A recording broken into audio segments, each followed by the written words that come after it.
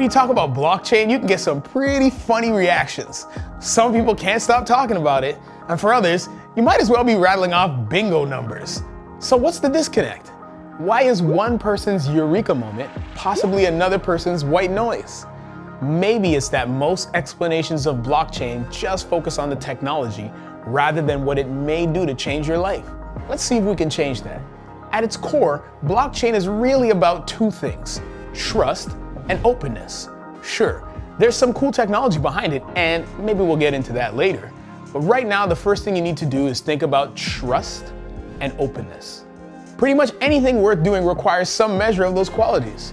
And the more trust and openness we can invest in the things we do, the more ambitious we can be with what those things are.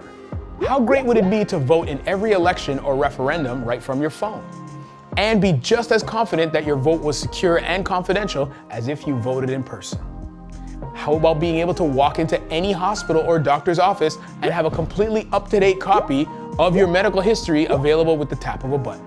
What about having a tamper-proof portfolio of your entire financial situation, bank balances, student loans, credit cards, mortgages, investments, right at your fingertips?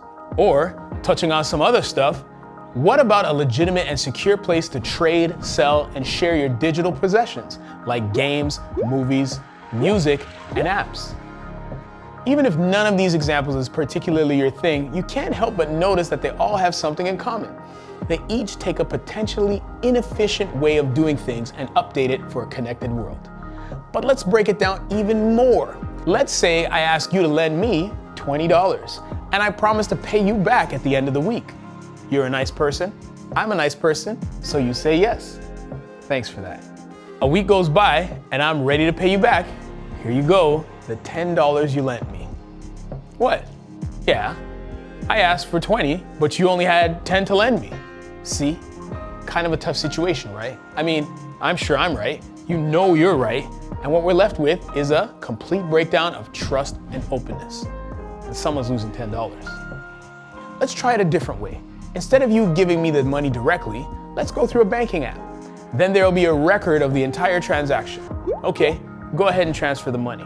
Thanks. Oh, wait a minute. This is awkward. I asked to borrow $20, and you only sent me 10. Are you sure? Check the app. And they charge you a transaction fee? That's not right. So the bank makes a mistake, charges you for the transaction anyway, and we find ourselves in the same place. Lack of trust, and lack of openness, and lack of $10. This is Darcy. She's gonna help us out with this demonstration by being kind of a witness. Say hi, Darcy. You agree to lend me $20. Thank you. Here it is. You're gonna remember it, right? Oh, you're writing it down. Great idea. Let's do that too. A week passes and it's time for me to pay you back. Here's the $20 I owe you. Is that right, Darcy? Great. That worked out perfectly. No transaction fees, no confusion. But wait, it worked out for us this time. But there's nothing to say that one of us, or Darcy, couldn't make a mistake. Then we'd be right back where we started. What if it wasn't just Darcy? What if it was a lot of Darcys, maybe even 1,000,000 Darcys, each of them taking detailed notes about the $20 you lent me? With that many copies of the transaction, you could just dismiss that any had errors and still have a trustworthy open record of the transaction, right? And that, believe it or not, is blockchain. Except instead of 1,000,000 Darcys, you have an open network of digital ledgers, each recording in minute detail, confidentially and securely, every piece of a transaction with no third party getting in the way.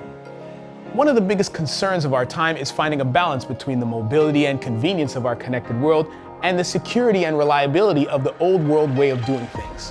Whether it's moving money, sharing information, or swapping AAA games over the internet, blockchains promise to bring the best of those two worlds together.